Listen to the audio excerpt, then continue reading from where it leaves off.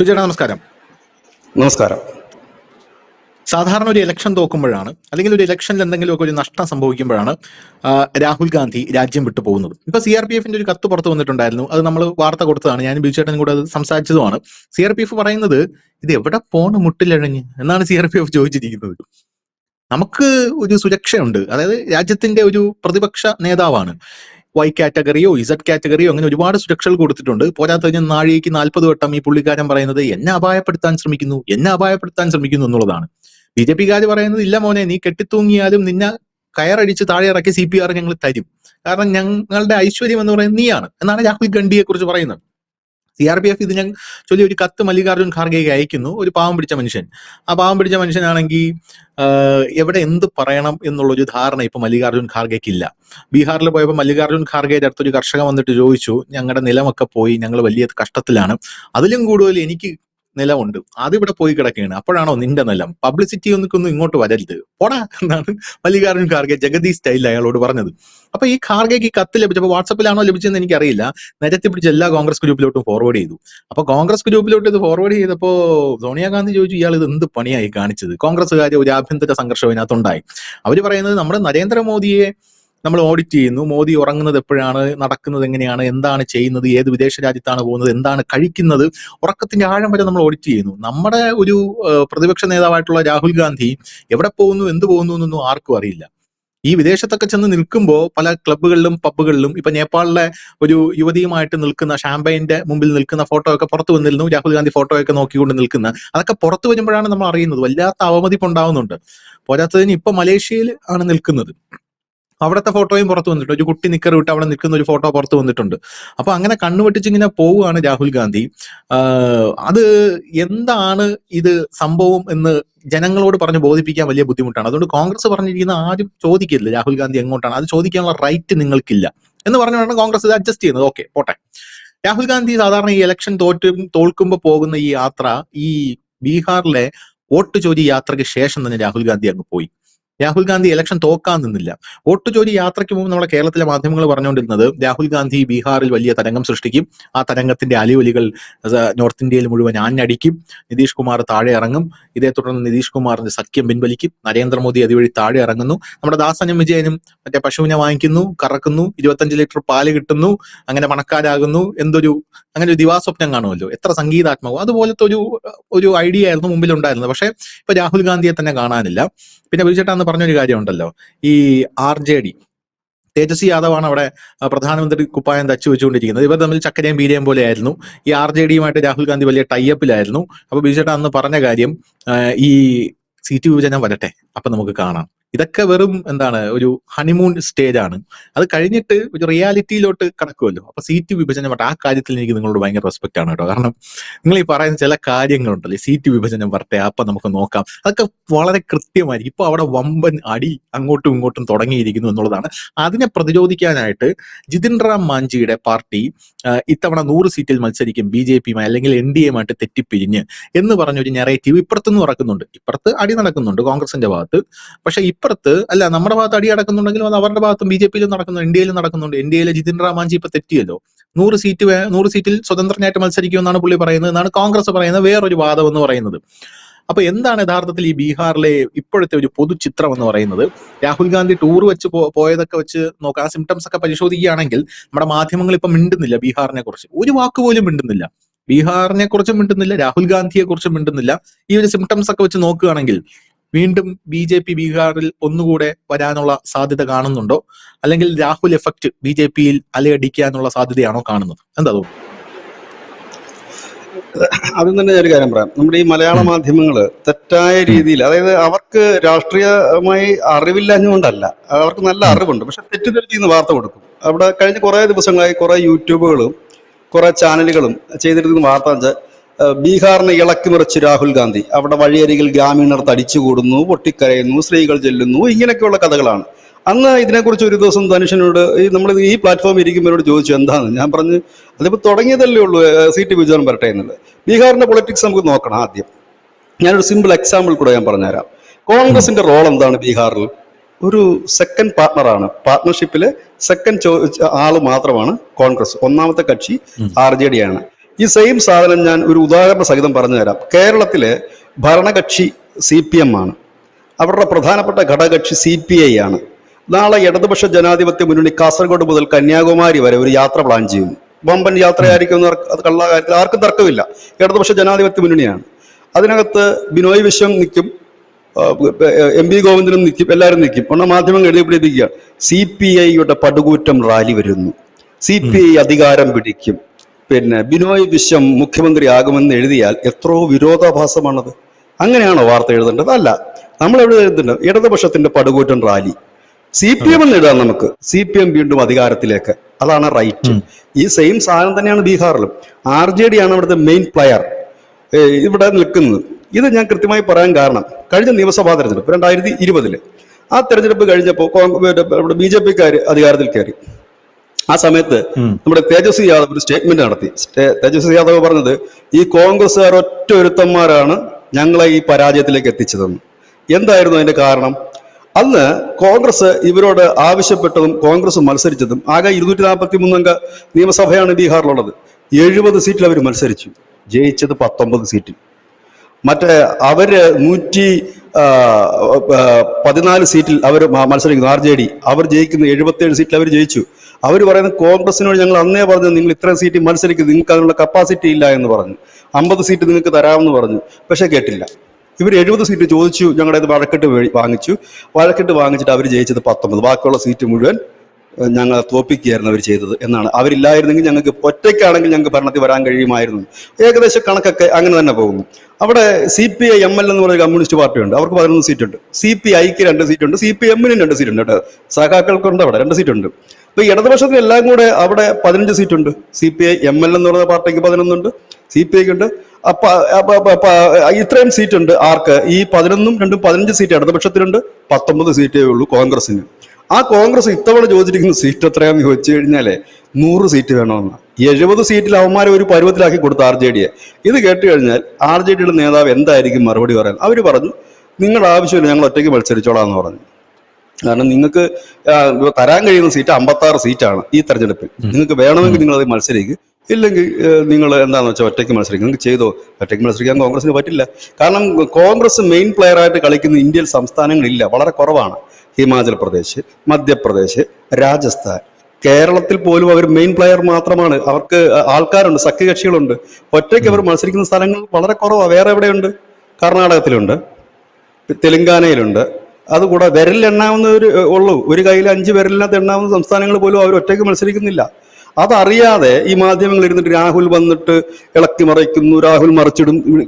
അവിടെ കോൺഗ്രസിനല്ലല്ലോ ലീഡിങ്. ഇവിടെ ഞാൻ പറഞ്ഞതൊക്കെ ഉള്ളൂ, CPM-ഉം CPM തമ്മിലുള്ള വ്യത്യാസം പോലെ തന്നെയാണ് കോൺഗ്രസും RJDയും ബീഹാറിൽ. ഇപ്പൊ തമിഴ്നാട് വന്നിട്ട് കോൺഗ്രസ് DMK മുന്നണിയിലാണ്. അവിടെ രാഹുൽ ഗാന്ധി വരുന്നു, സ്റ്റാലിനുമായിട്ടും ഒരു റാലി നടത്തുന്നു. അവിടെ നമ്മൾ എന്താ പറയുന്നത്? കോൺഗ്രസ് അധികാരത്തിൽ വരും എന്ന് തമിഴ്നാട്ടിൽ പറയുമോ? ഇല്ല. അത് ഒരു നല്ല ജേർണലിസം അല്ലല്ലോ ആ സാധനം. ഇതാണ് കേരളത്തിൽ നടക്കുന്നത്. ഇപ്പൊ എന്താ അവർ മിണ്ടാത്തെന്ന് ചോദിച്ചാൽ, കഴിഞ്ഞ ദിവസം പൊരിഞ്ഞടിയായിരുന്നു ബീഹാറിൽ സീറ്റ് വിഭജനവുമായി ബന്ധപ്പെട്ട്. തേജസ്വി യാദവ് കറക്റ്റായിട്ട് പറഞ്ഞു, ഇത്തവണ തരില്ല, 56 സീറ്റ് തരും. കാരണം ഇടതുപക്ഷങ്ങൾക്ക് കൂടുതൽ സീറ്റ് കൊടുത്തേ പറ്റൂ. കാരണം അവർ കുറച്ച് സീറ്റിൽ മത്സരിച്ചിട്ട് അതിലെല്ലാം ഏറെക്കുറെ കഴിഞ്ഞ തവണ ജയിച്ചിരുന്നു. അതുപോലെ തന്നെ ഇവരുടെ കൂടി ഇപ്പം മറ്റേ ഇങ്ങനെ വന്നിട്ടുണ്ട്, അസദീൻ ഓവൈസി. AIMIM എന്ന് പറയുന്ന അദ്ദേഹത്തിന്റെ പാർട്ടിയുണ്ട്. കഴിഞ്ഞ തവണ ഒരു സീറ്റ് കിട്ടിയ പാർട്ടിയാണ്. അദ്ദേഹത്തെ കൂടെ ഉൾപ്പെടുത്താതെ മുമ്പോട്ട് പോകാൻ പറ്റില്ല. കാരണം ഇത്തവണ ബീഹാറിലെ മുസ്ലിം വോട്ടുകൾ സ്പ്ലിറ്റ് ആകാതിരിക്കണം. കഴിഞ്ഞ തവണ സ്പ്ലിറ്റ് ആയതിന്റെ ഒരു കാരണം അതായിരുന്നു, അവർ പരാജയപ്പെടുന്നതിന്റെ കാരണം. മറ്റേത് ഈ സീറ്റ് വിഭജനത്തെ ചൊല്ലിയുള്ള കോൺഗ്രസിന്റെ അടിയായിരുന്നു. ഈ 2 കാരണങ്ങൾ കൊണ്ടാണ് ഈ ശ്രീ അസദീൻ ഓവൈസിയുടെ പാർട്ടി എന്ന് പറഞ്ഞു കഴിഞ്ഞാൽ അദ്ദേഹം ഒരു സീറ്റിലെ ജയിച്ചുള്ളെങ്കിൽ പോലും പല സീറ്റിലും ഈ RJD കോൺഗ്രസ് സഖ്യത്തെ തോൽപ്പിക്കാൻ അദ്ദേഹത്തിന് കഴിഞ്ഞിരുന്നു. ഇതാണ് ഇതിനകത്ത് ഒരു മെയിൻ. വോട്ട് പുറത്ത് കഴിഞ്ഞു. ഇനി BJPയുടെ അവിടുത്തെ കളികൾ ഞാൻ പറഞ്ഞുതരാം എങ്ങനെയാണെന്നുള്ളത്. ബീഹാറിൽ BJP ഒരു ശക്തമായ പാർട്ടിയേ അല്ല.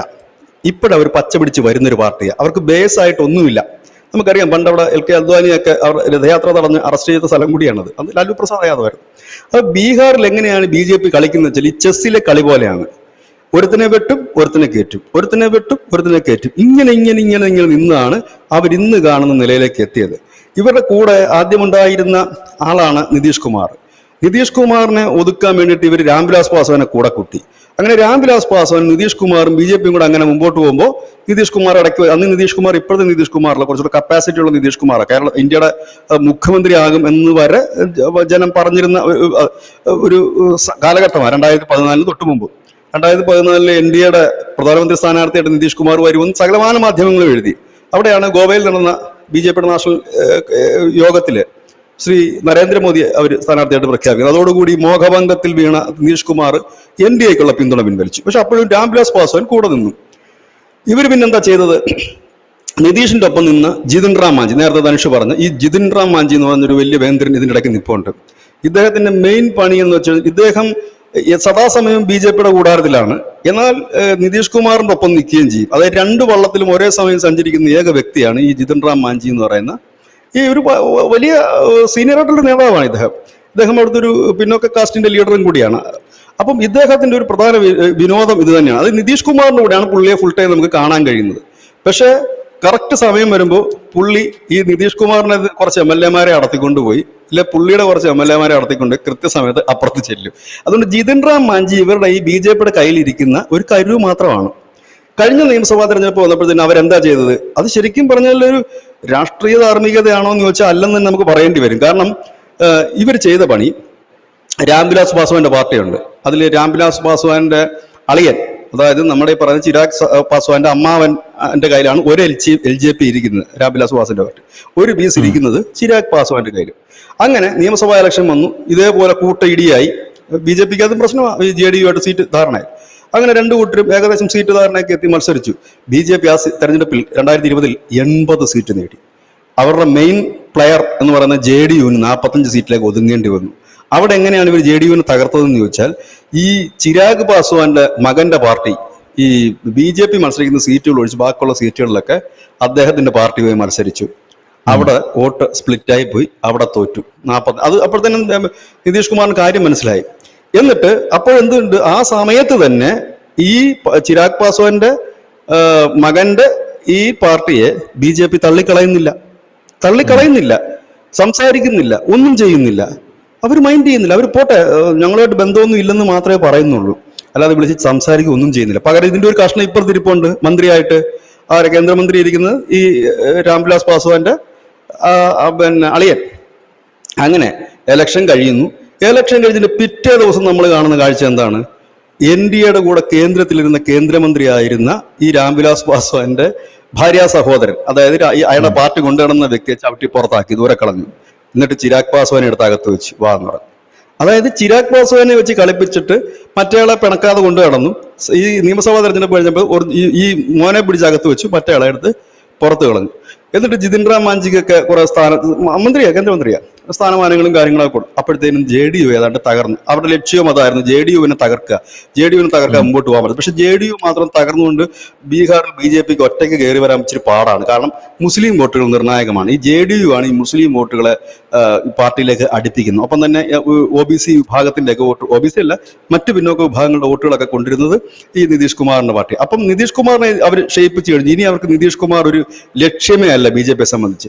ഇനിയിപ്പോൾ അവർക്ക് വേണ്ടത് ബാക്കിയുള്ള വോട്ട് ബേസുകൾ. അതുകൊണ്ടാണ് അവർ നിതീഷ് കുമാറിനെ അവരെ സംബന്ധിച്ച് പൂർണ്ണമായിട്ട് തകർക്കാൻ കഴിയില്ല. എന്താണെന്ന് വെച്ചാൽ തകർന്നു കഴിഞ്ഞാൽ ബി.ജെ.പിക്ക് ആ വോട്ട് പൂർണ്ണമായിട്ട് കിട്ടണമെന്നില്ല. കാരണം മുസ്ലിംസ് വോട്ടുണ്ട്, ആ വോട്ട് കിട്ടില്ല. അപ്പൊ അതുകൊണ്ട് ഇതേ പരുവത്തിൽ നിർത്തും.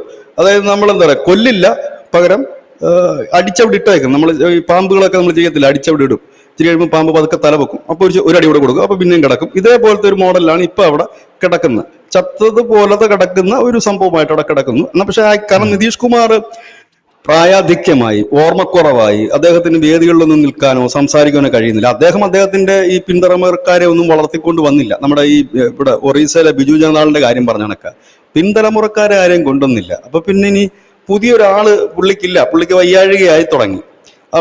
ഈ 3-4 മാസം മുമ്പായിരുന്നു നരേന്ദ്രമോദി പങ്കെടുത്ത ഒരു വലിയ റാലിയിൽ നരേന്ദ്രമോദിയുടെ പേര് മറന്നുപോയി എന്ന് മാത്രമല്ല, ഒരു റാലിയിൽ വെച്ച് നരേന്ദ്രമോദിയുടെ കാല് തൊട്ട് വന്ദിക്കാനായിട്ട് നിതീഷ് കുമാർ വരികയാണ്. ഒന്ന് ആലോചിച്ച് നോക്കണം. അത് കാല് തൊട്ട് വന്നിക്കാനായിട്ട് കുനിയുന്നു. ഒരു അധികാരത്തിലേക്ക് വന്നു കഴിഞ്ഞാൽ നിതീഷ് കുമാർ ആയിരിക്കും അവിടെ ഇനിയും പ്രധാനമന്ത്രിയായിട്ട് വരുന്നത്.